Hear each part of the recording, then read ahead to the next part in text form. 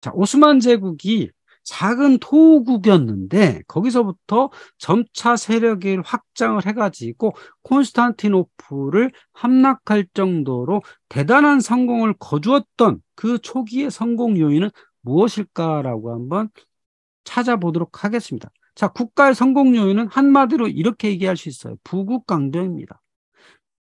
나라를 부유하게 나라를 부유하게 하고 군대를 강력하게 하면 당연히 성공을 거둘 수 있죠. 그것을 제가 몇 가지로 정리해 보면 이렇습니다. 어떻게 하면 부국강병을 할 것이냐? 자, 첫 번째는 강력한 군대죠. 강한 군대를 양성을 해야 합니다. 그 강력한 군대의 첫 번째 제도는 티마르 제도입니다.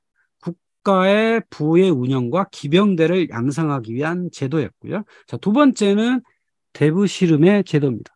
절대 권력을 위한 중앙상비군을 창설한 겁니다. 세 번째는 성전의식이었습니다. 자, 가지를 중심으로 성전을 수행한다는 의식이 있었다고 하는 거고요. 그러면 부국을 만들어야 되겠죠. 부자 나라를 만들어야 그 부자엔 돈이 있어야 강력한 군대를 운영할 수 있겠죠. 어떻게 했냐면 법치와 공정을 했습니다. 지배층은 무슬림, 피지배층은 비무슬림입니다. 비무슬림 안에는 여러 종교 단체들이 있었죠. 지배층은 무슬림이고 나머지는 피지배층일지라도 이 안에 있는 시민들은 구분 없이 공평한 정책을 수립하고 운영을 했다는 겁니다. 자, 두 번째는 종교의 자유를 뒀다는 거죠.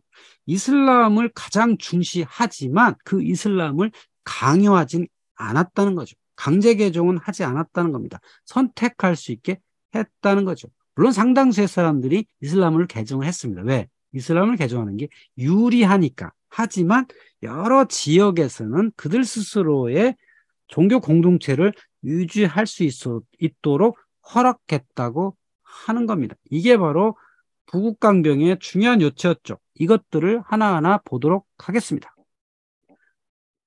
자, 그러면 오스만 제국 이전의 제도를 한번 봐야 되겠죠. 오스만 제국 이전에 셀주크 투르크 제국이 있었죠. 이 셀주크 투르크 제국은 기본적으로 유목민들의 연합 세력입니다. 칸이 있어요. 가장 최고 지도자를 칸이라 흔히 부르죠. 칸 밑에는 우현왕, 좌현왕이 있는데 이게 종속 관계가 아니에요. 일종의 동지 관계입니다. 단지 칸이 지휘 능력이 있기 때문에 지휘자를 맡긴 거고요. 이렇게 해서 칸과 좌현왕, 우현왕이 뭉친다는 것은 왜 뭉쳤냐? 경제 생활의 일부예요. 봄부터 가을까지는 양과 말을 키우고 겨울에 전투 행위를 하는데 이게 경제 생활의 일부였다는 거죠. 왜? 그들이 부족한 식량이나 의복이나 철기나 이런 것들을 확보하기 위한 행위였던 것이고요. 이들한테는 절대 권력을 만들 만큼의 잉여 생산물이 없었습니다. 칸도 봄부터 가을까지는 양을 치고 겨울에 전쟁했던 그냥 유목 전사의 하나였을 뿐이라는 거죠. 그래서 이들은 필요시에, 그러니까 외부에 원정을 나갈 때는 뭉쳐서 전쟁 수행을 하고 봄부터 가을이 되면 흩어져서 생업을 합니다.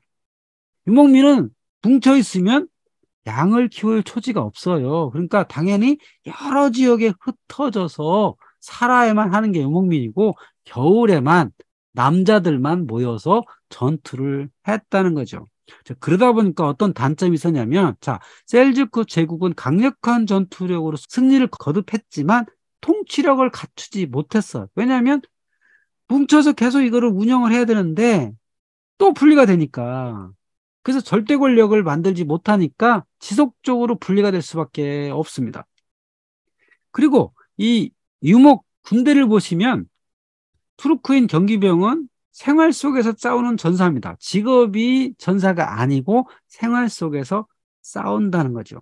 각자 확보한 영지가 있고 그 영지 안에서 생업을 하고 전리품이 필요할 때 군에 참가를 한다는 거죠. 그래서 각자 부족을 거느린 사람들을 파샤 또는 산자급 베이 등으로 불린 제후가 있었고 그 제후가 거느린 군대가 있었다는 거죠. 그래서 기본적으로 필요시 복무하는 비상설 군대죠. 그 비상부설 군대의 목표는 오로지 전리품이라는 거죠. 이 전리품을 확보해서 전쟁 비용으로 쓰고 또 나머지는 생활용품으로 쓰는 게 기본적으로 유목군대의 특성이었던 거죠. 이게 셀주크 제국까지의 특성인데, 자, 이 셀주크에 살던 투르크인들이 아나톨리아로 이동해 와 보니까 아나톨리아라는 땅은 완전한 유목지대가 아니에요.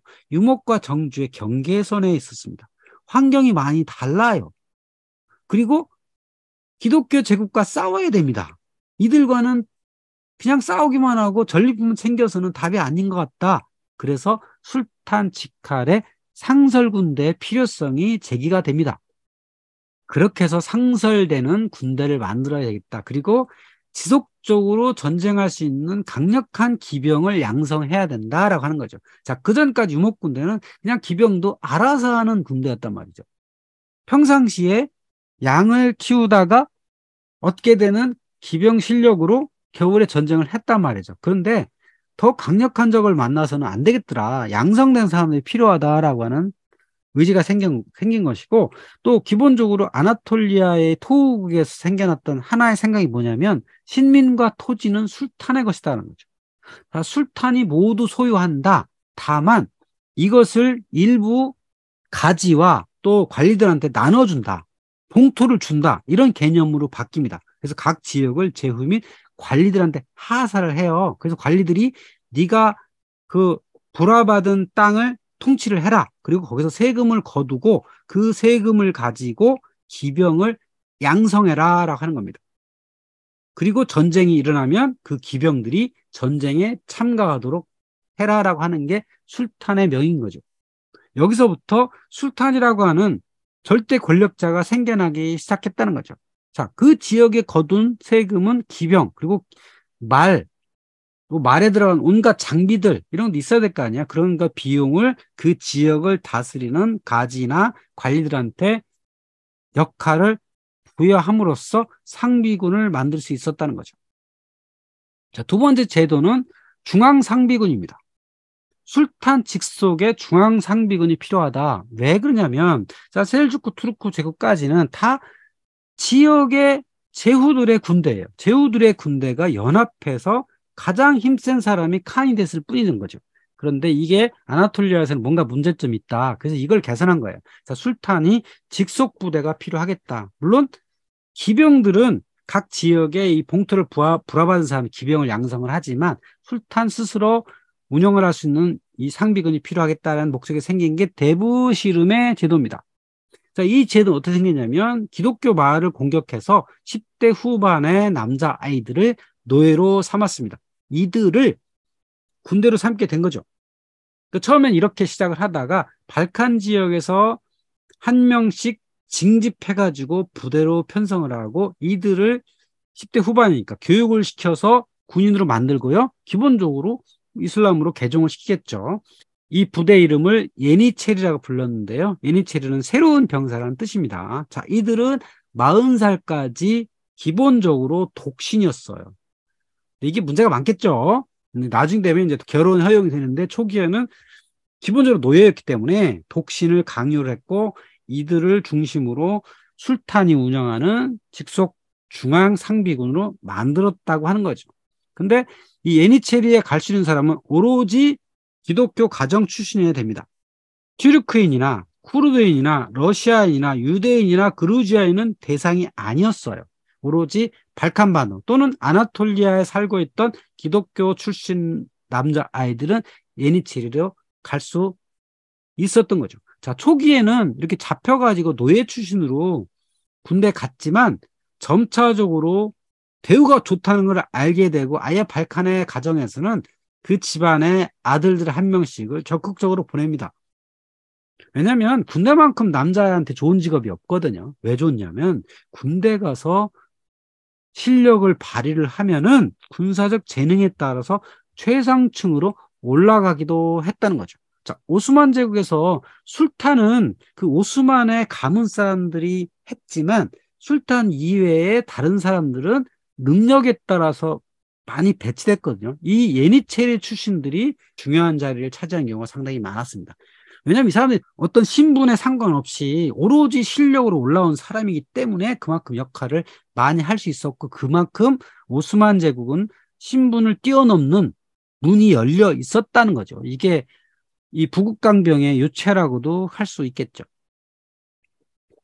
또 하나, 이 오스만 제국은 전쟁을 할 때마다 성전의식을 강조를 했습니다. 자, 아나톨리아는 정주와 유목의 경계선에 있었어요.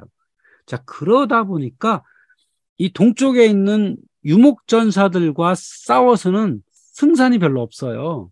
오히려 같은 전략을 쓰니까 안 되겠다. 그래서 방향 어디로 삼냐면 비잔틴 쪽으로 정복을 하죠. 서쪽을 주로 정복을 하게 된 거죠. 서쪽에 누가 사냐면 비잔틴 기독교 사람이 산단 말이에요. 그러니까 저 이교도를 상대로 싸워야 한다라고 하는 어떤 의식, 이 성전의식이 이 군대의 사기에 상당한 기여를 했고요.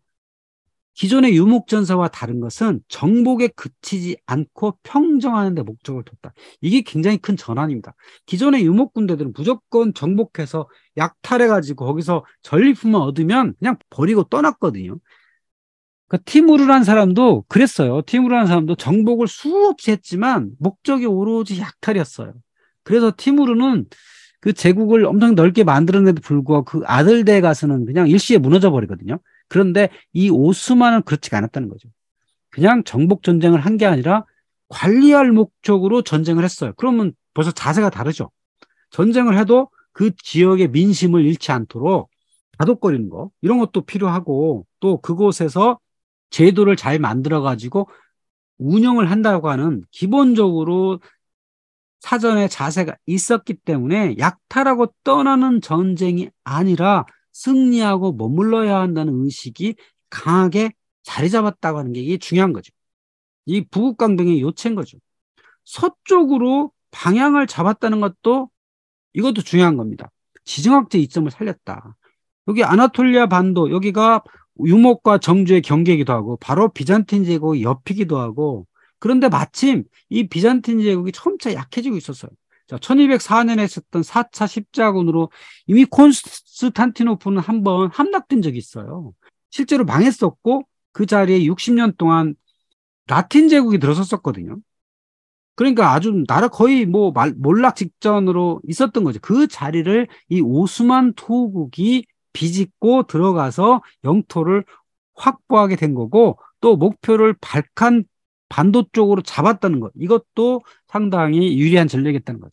이쪽은 진출이 매우 수월했다. 그 이유가 중세 유럽 기사들은 튀르크족의 유목식 전술에 매우 취약했다는 거죠.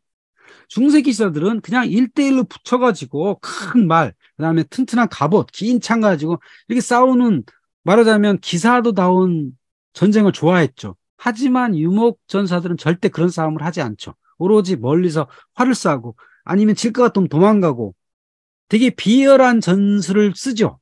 중요한 건 승리라는 거죠. 누가 이겼냐? 결과적으로는 이 유목 전사들이 이긴다고 하는 겁니다. 또 장기전을 쓰고 단기적으로 질 것 같으면 싸우지 않아요. 양떼를 몰고 와서 그 옆에서 버티면서 싸우는 게 유목전사들이거든요. 이런 유목전사들한테 이 중세 기사들이 번번이 깨지고, 그 대표적인 사례가 몽골군이었던 거죠. 몽골군은 오로지 승리를 위해서라면 그 어떤 전략 전술도 그 어떤 모략도 수행할 수 있다라고 하는 자세를 갖고 있는 게 유목전사들의 싸움 방식이거든요. 그래서 여러 전투에서 승리를 거둘 수 있었다고 하는 겁니다. 또 하나 중요한 게 있죠. 부국강병에서 빠질 수 없는 것. 법치와 종교적 관용에 따라 하는 겁니다. 자, 지배층은 무슬림이지만 개종을 강요하지 않았다는 겁니다. 무슬림이든 비무슬림이든 차별 없이 공평한 통치 원칙을 했다. 자, 개종을 강요하지 않았다는 것은 개종을 하게 되면 세금이 면제받거든요. 그러면 너무나 많은 사람이 개종을 하면 세금 낼 사람이 없잖아요. 그러니까 이슬람 전사들의 일부만 있으면 되는 거죠. 그리고 나머지는 세금을 잘 내고, 또 그 세금을 내야지 그 세금을 가지고 기병을 양성할 수 있고, 기병이 있어야 전쟁을 수행할 수 있잖아요. 그러니까 종교 공동체를 유지를 하면서 자신들의 종교를 가지고 가는 게 좋죠. 거기에 일환으로 법치를 완성을 한 겁니다. 다민족, 다종교 통치를 위해서 이슬람의 샤리아 있죠? 종교에 의한 통치, 그 샤리아 법도 물론 있지만 다종교 사회잖아요. 다민족 사회란 말이죠. 이 다민족 다종교 사회에 어울릴 만한 그 법적인 체계를 마련했다는 거죠. 그래서 재산, 결혼, 이혼, 상속 같은 것도 당연히 기독교 공동체도 다르고 기독교 공동체마다 또 다르고 또 유대교도 다르고 다르기 때문에 그런 것들을 공통적으로 할 수 있는 체계들을 만들어서 제국 내 법률로서 시행을 했다는 거죠. 그래서 제국 시민들이 오스만 제국의 통치를 싫어하지 않았다는 겁니다. 오히려 과거의 비잔틴 제국보다 훨씬 관용적이고 훨씬 법치에 가까운 통치를 했기 때문에 비잔틴 제국의 땅이었다가 오스만 제국에 점령되었어도 그 안에 시민들이 오스만 제국의 통치를 싫어하거나 거부하지 않았다고 하는 겁니다. 자, 군대에 가려고 하거나 권력의 상층부로 가려는 사람들, 이 사람들은 개종을 하는 거죠. 자, 개종한다는 것은 그냥 종교를 받아들이는 게 아니에요. 생활 습관을 바꾸는 겁니다. 나의 가족 공동체에서 떠나서 새로운 가족 공동체로 이전을 해야 돼요. 이거 쉬운 게 아니에요. 그 예니체리 같은 사람들, 어차피 가정에서 떠나와서 군대에 들어왔고, 군대에서는 당연히 개종을 해야 되니까, 이런 사람들을 위주로 개종이 되었다는 거죠. 그래서 이스탄불 거기도 상당히 많은 수의 기독교 인구가 있었고 오히려 이슬람 인구는 더 적었던 그런 상황이 오스만 제국의 초기에 성공에 있어 중요한 키워드였다고 하는 겁니다.